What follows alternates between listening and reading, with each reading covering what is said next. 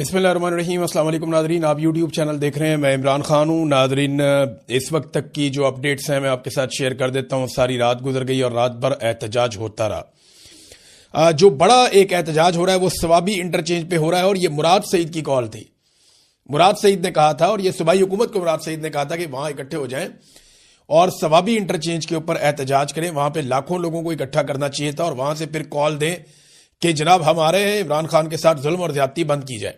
एक कौम इमरान खान को अपना लीडर समझती है और इमरान खान के लिए लोग किसी भी लेवल तक जाते हैं।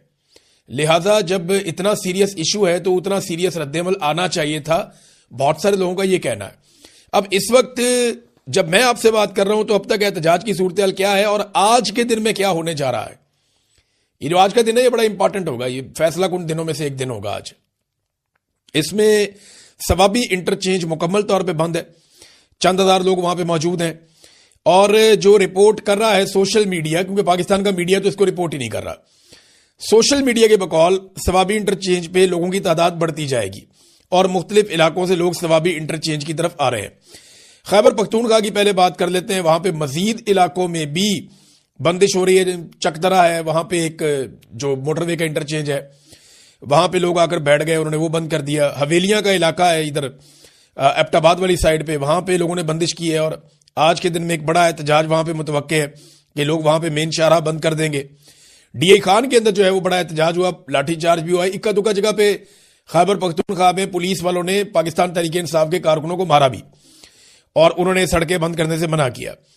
अब ये जो डेरा इस्माइल खान है, यहां पे सी पैक रोड बंद करने का पाकिस्तान तहरीक इंसाफ के कारकुनों ने कहा कि हम ये भी बंद कर देंगे आज, और आज यहां पे एहतजाज किया जाएगा। यानी चाहे जीटी रोड है, चाहे मोटरवे है, चाहे दीगर बड़ी शाहराहें, उन्हें खैबर पख्तूनख्वा के जो अवाम है वो बंद करने का इरादा रखते हैं और अब वो उसे बंद करने की तरफ जा रहे हैं। एक तो ये खैबर पख्तूनख्वा की सिचुएशन है। पंजाब में इक्का दुक्का वाकयात अभी तक बंदिश के सामने आए। इनमें भक्कर रोड के ऊपर जो सबसे इंपॉर्टेंट वाकया है वो है, वहां बंदिश की गई। माल रोड के ऊपर वकला ने एहतजाज किया लेकिन फिर उनका एहतजाज चंद घंटों के बाद खत्म हो गया और आज पंजाब में एक बड़ी कॉल दी गई है और यह कहा गया है कि माल रोड समेत जो इंपॉर्टेंट जगह हैं उनकी बंदिश की जाएगी। ना सिर्फ लाहौर में बल्कि पूरे पंजाब के अंदर एहतजाज होंगे। अब देखना यह है कि पंजाब के शहरी किस किस्म का रिस्पॉन्ड करते हैं। आज का दिन बहुत इंपॉर्टेंट है। मैं पंजाब इसलिए कह रहा हूं कि पंजाब में यह कैपेसिटी है। मैं जानता हूं, मैं पंजाब में रहता हूं, पंजाबियों को बहुत अच्छी तरह जानता हूं। इमरान खान साहब का सबसे तगड़ा और बड़ा गढ़ जो है वो पंजाब है, इसीलिए पंजाब को सबसे ज्यादा मारा गया है। पंजाब में चादर और चार दीवारी का तकद्दुस सबसे ज्यादा पामाल किया गया है। मिडिल क्लास को सबसे ज्यादा नुकसान पंजाब में पहुंचाया गया है। सबसे ज्यादा गिरफ्तारियां पाकिस्तान की मिलिट्री एस्टेब्लिशमेंट ने और जबरी तौर पर गुमशुदगियां पंजाब के अंदर की हैं। जुल्म और बर्बरियत के सबसे ज्यादा मामला पंजाब के अंदर हुए हैं। तो पंजाब पाकिस्तान तरीके इंसाफ का, इमरान खान साहब का एक बड़ा जबरदस्त किस्म का गढ़ है। अगर पंजाब निकल आया तो सूरत हाल उलट जाएगी और इस वक्त जो है वो फैसला पंजाब ने करना है। देखिए, पश्तूनों ने ये बोझ बड़े लंबे अरसे तक उठाया, वो लगातार इस लड़ाई को लड़ रहे हैं। तो लोगों को जो है वो कुमक भी चाहिए होती है, ताजा कुमक चाहिए होती है। अब अगर पंजाब से लोग निकलते हैं और वो निकल के लड़ते हैं और मुकाबला करते हैं पुरअमन तरीके से, सड़कों की बंदिश करते हैं, अपना एहतजाज रिकॉर्ड करवाते हैं, तो ये प्रेशर बढ़ता जाएगा। ये एक दूसरे को लोग ताने भी दे रहे हैं, थोड़ी मुखालफतें भी होती हैं, ये सारी चीजें चलती रहेंगी। इतनी बड़ी पॉलिटिकल पार्टी है तो ये चीजें तो इनमें होंगी। कई लोग गलती करेंगे तो दूसरे लोग निशानदेही भी करेंगे। लेकिन अचकज़ई साहब ने वो सोशल मीडिया भी तनकीद कर दी, कंबल में बैठ के जो पोस्ट करने वाले। अचकज़ई साहब, आपने तो इलेक्शन पता नहीं कैसे जीता है। ये पाकिस्तान तहरीक इंसाफ सारा इलेक्शन इन्हीं सोशल मीडिया वॉरियर्स की वजह से जीती है। पाकिस्तान तहरीक इंसाफ का तो कोई एमएनए एमपीए ये तो आया ही नहीं मैदान में, सेनेटर कोई भी नहीं आया, ओहदेदार भी गायब हो गए थे। तो ये जो सारा इलेक्शन पाकिस्तान तहरीक इंसाफ ने जीता, 180 नशिस्तें निकाली, ये सारी नशिस्तें उन्होंने यही सोशल मीडिया के बलबूते पे जीती थी। और आज तक जो तहरीक पाकिस्तान तहरीक इंसाफ की खड़ी हुई है ना, वो सोशल मीडिया की वजह से खड़ी हुई है। और जो कुछ आप आज एक मकबूलियत आपको मिल गई है या आप जो मामला उठा रहे हैं, आपको तो नेशनल मीडिया दिखाई नहीं रहा। आप भी आज जहां पे पहुंचे सोशल मीडिया की वजह से पहुंचे। तो जहां इतनी सारी सोशल मीडिया से आपको सपोर्ट मिलती है, अगर कहीं भी कोई शिकवा होता है तो आप बड़े आदमी बर्दाश्त कर लिया करें, क्योंकि सोशल मीडिया इमरान खान के मामले में बड़ा हसास है। वो फिर किसी का भी लिहाज नहीं करते, चाहे वो अचकज़ई हो, चाहे वो कोई और हो, चाहे वो वजीर आला हो, बड़े बड़े इमरान खान साहब के करीबी साथी वो भी इसके नरगे में आए। तो इमरान खान के साथ सोशल मीडिया की अपनी एक वाबस्तगी है। अच्छा, सबसे ज्यादा जो एस्टेब्लिशमेंट को मुसीबत है ना, वो भी सोशल मीडिया से ही है। आप लोगों को एस्टेब्लिशमेंट किसी खाते में नहीं गिनती। आप लोगों के बगैर तो उन्होंने वो 2/3 अक्सरियत भी पूरी कर ली। वो तो अपने कानून भी बना लेते हैं, जो दिल करता है वो कर लेते हैं। आपसे नहीं वो डरते हैं एक्चुअली सोशल मीडिया से, कि ये लोगों को जगा सकता है, ये आपके पैगाम को वहां तक पहुंचा सकता है जहां तक आपके लिए मुश्किल है। और आज भी सबसे बड़ा हथियार आपके पास जो है वो सोशल मीडिया। आप जो मर्जी कहते रहे। अब देखना यह है कि जो असल बात है, एक तो पंजाब के निकलने का बड़ा अहम मामला है कि पंजाब निकल पाता है या नहीं निकल पाता। पंजाब अगर निकल आता है ना, देखें, इसमें अगर आपने बंदिश करनी है तो जरूरी नहीं है कि आपने कोई लाखों की तादाद में निकलना है। आपने चंद 100 लोग निकलते हैं, एक जगह बंद करते हैं, पुलिस आती है, वहां से जाते हैं दूसरी जगह बंद करते हैं। यही बांग्लादेश में हुआ था। आप इतना थका देते हैं इदारों को, पुलिस को, वो हाथ जोड़ के बैठ जाते, भाई हमसे नहीं होता। तनख्वाहदार मुलाजिम है बेचारे, वो क्या कर सकते हैं। लिहाजा ये अगर पंजाब के लोगों ने ये जिम्मेदारी ले ली, और एक और कॉल भी दी गई है कि जिस तरह 9 और 10 अप्रैल की रात को पाकिस्तानी निकले थे इमरान खान के लिए, जब उनका रिजीम चेंज किया गया था अप्रैल 2022 में, जिस तरह पाकिस्तानी निकले और उन्होंने कौमी तराना पढ़ा, वही पाकिस्तान तहरीक इंसाफ या उनके लोग या उनका सोशल मीडिया लोगों से उम्मीद कर रहा है और अपील कर रहा है कि आज रात को सारे निकले। आज हफ्ते की रात है, सारे निकले, मुख्तलिफ शहरों में निकले। जैसे लिबर्टी चौक में आए थे, आ जाए हजारों लाखों लोग, जिस तरह पहले आए थे बहुत बड़े पैमाने पर, आए और आकर वहां पे कौमी तराना पढ़े पाकिस्तान का। लिबर्टी चौक में नहीं आना, कहीं और आ जाएं, जहां इकट्ठे होते हैं इकट्ठे हो जाएं, तो आवाज उठाएं पाकिस्तान के लिए, इमरान खान के लिए, क्योंकि इमरान खान पाकिस्तान का सबसे बड़ा लीडर है। अब ये जर्नैलों ने मिलकर उसका मैंडेट चोरी किया हुआ है। खासतौर पर आसिम मुनीर साहब ने अपनी एक्सटेंशन, अपना इस्तिस्ना, अपना उल्लू सीधा कर लिया। कौम का सबसे बड़ा लीडर जो है उसकी बिनाई छीन ली।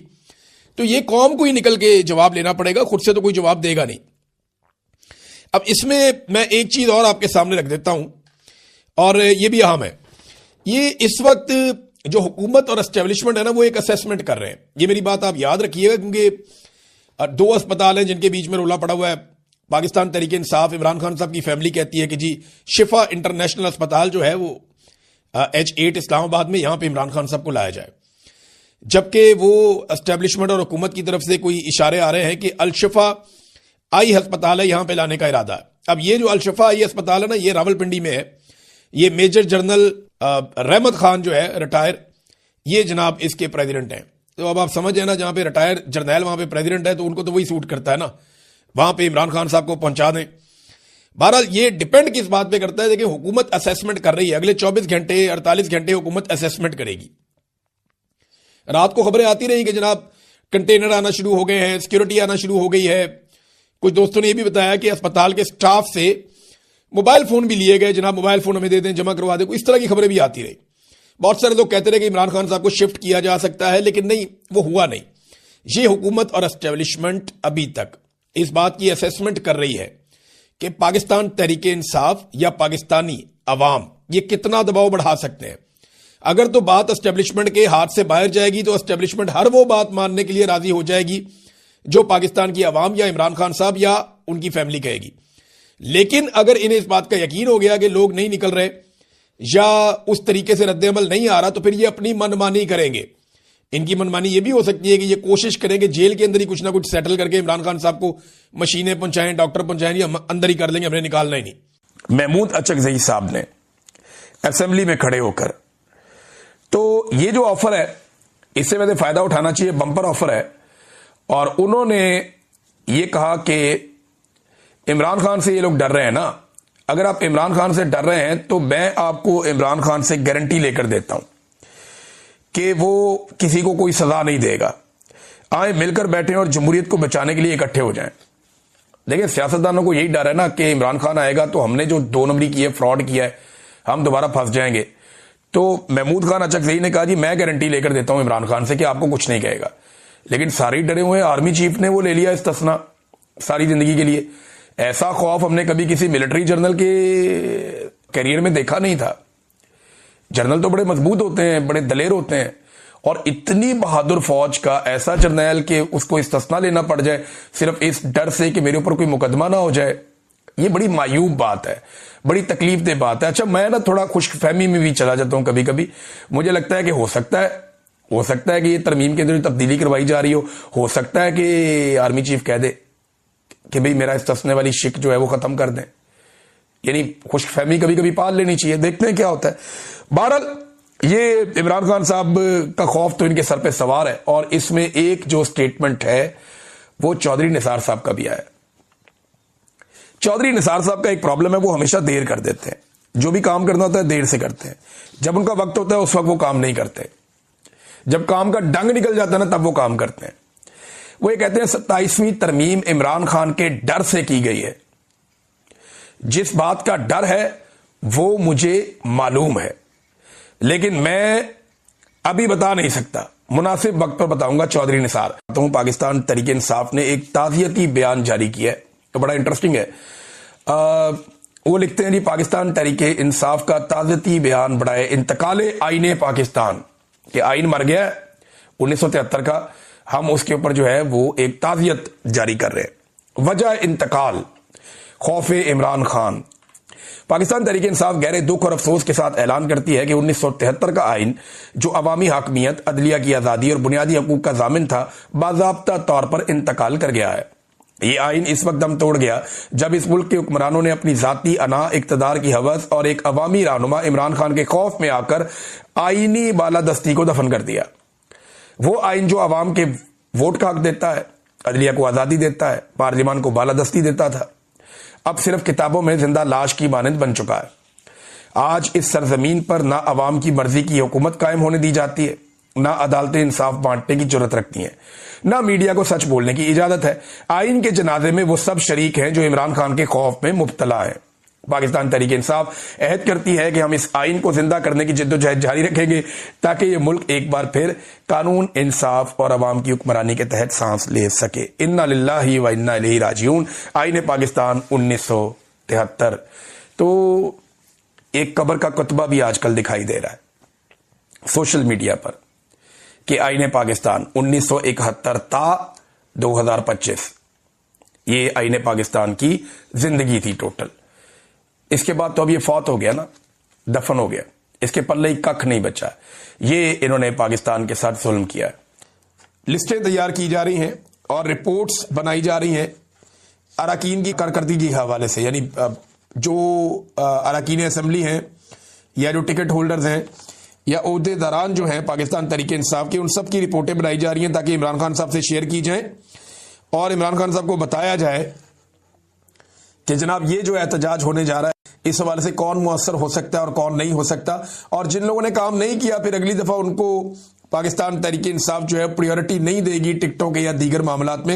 वैसे पॉलिटिकल पार्टियों में बड़ी दो नंबरी होती है। मैंने देखा कई ऐसे लोग होते हैं जो अचानक आते हैं, आके टिकट लेते हैं, इलेक्शन लड़ते हैं। अभी ये जो 8 फरवरी 2024 का इलेक्शन हुआ, पीटीआई के बहुत सारे लोग थे ऐसे जो बाहर से आए, आकर इलेक्शन लड़ा और इलेक्शन लड़के जाके एस्टेब्लिशमेंट की झोली में बैठ गए। कुछ लोगों ने ऐसा किया और उनके नाम मौजूद है।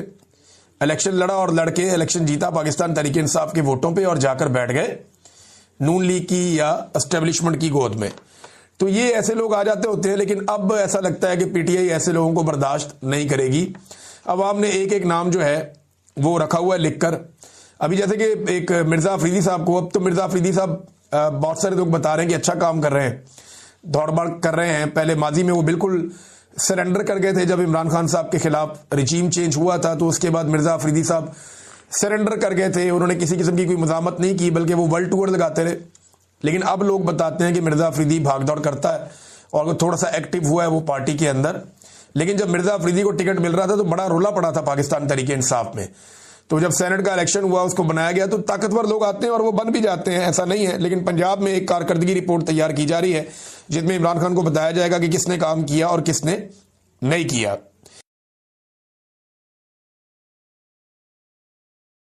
तो सुहेल अफरीदी ने यह भी मामला उठाया और एक और बात उन्होंने कही कि जो रियासत है ना वो अपनी पॉलिसी को बदले।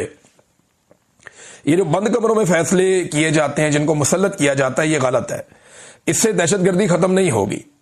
बंद कमरों से निकलकर सियासतदानों से भी मुशावरत की जाए और आप अकेले अक्लमंद नहीं हैं और सियासतदानों को भी अक्लमंद समझा जाए और हमारे साथ मिलकर बैठकर जो है वो पॉलिसी बनाई जाए। इस तरीके से ना किया जाए।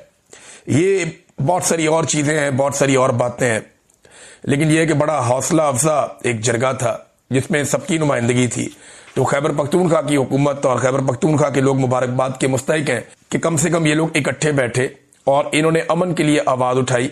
और इनका जो एलामिया आएगा वो अब भेजा जाएगा तमाम स्टेक होल्डर्स को, एस्टेब्लिशमेंट को भी, ताकि आइंदा के लिए उस पर अमल दरामद किया जाए और अमन के रास्ते पे सब लोग चलें। अब नाज़रीन कुछ और खबरें हैं, उनकी तरफ आप आ जाएं। सबसे पहले तो हम चले जाते हैं जो आईनी तरमीम है 27वीं। एक तो उसमें खबर आ रही है, बहुत सारे सहाफ़ी ये बात कर रहे हैं, हुकूमत से सवालात भी किए जा रहे हैं, और खबर ये आ रही है, जो दावा किया जा रहा है कि 27वीं आईनी तरमीम जो सेनेट से पास करवाई गई है उसमें कोई टेक्निकल ग्लिच रह गया है। अब उसमें अलग अलग किस्म की लोग बातें कर रहे हैं। कोई कह रहे हैं जी आर्टिकल 6 को अभी छेड़ा जाएगा, कुछ लोग कह रहे हैं कि कुछ लफ्ज जो उसके अंदर आईनी अदालत का शामिल करना था वो उसमें शामिल नहीं है। कुछ लोग कह रहे हैं कि सिकंदर सुल्तान राजा को और काजी फायजीसा को मौत पड़ी हुई है कि जनाब हम तो फंस जाएंगे, हमें तो कोई इस्तिस्ना भी नहीं है, तो आर्टिकल 6 लग जाएगा कल को। तो हर एक का अपना अपना कहना है, अपनी अपनी खबरें लोग दे रहे हैं, लेकिन ये सब लोग कह रहे हैं बहुत बड़ी तादाद में, हुकूमत अभी तक इससे भाग रही है कि ये तरमीम वापस सेनेट के अंदर लाई जाएगी और दोबारा सेनेट के अंदर वोटिंग करवाई जाएगी। अब मसला यह है कि एक और कौन सा ऐसा सेनेटर है जो बेनकाब होने वाला है। इरफान सिद्दीकी साहब का तो इंतकाल हो गया, पहले नंबर पूरे करवाए थे, एक सेनेटर आ गया था फजल रहमान की पार्टी से, उन्होंने अपनी पार्टी से निकाल दिया। वो ऐसा आदमी है कि उसने इस्तीफा भी नहीं दिया, वो तो चलो दोबारा आके वोट डाल देगा। लेकिन एक सैफुल्लाह अबरू, ये पीटीआई का सेनेटर था, इसने आसिम मुनीर की खातिर जाकर वोट डाल दिया और वहीं पे खड़े होकर इसने इस्तीफा भी दे दिया। नाज़रीन और चीजें आपके साथ अगले वीलॉग में शेयर करता हूं, ये एलामिया आता है ये भी आपको बताते हैं। अब तक के लिए इतनी, अपना ख्याल रखिएगा, अपने चैनल का भी। अल्लाह हाफ़िज़।